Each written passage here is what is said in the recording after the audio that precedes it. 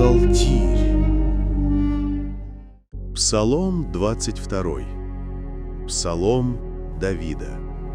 Господь – пастырь мой, я ни в чем не буду нуждаться.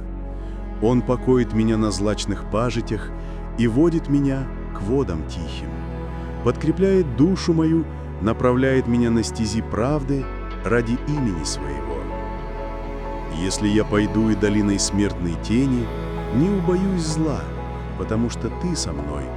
Твой жезл и Твой посох, они успокаивают меня. Ты приготовил предо мной трапезу в виду врагов моих, умастил елеем голову мою, чаша моя преисполнена. Так благость и милость да сопровождают меня во все дни жизни моей, и я пребуду в доме Господнем многие дни.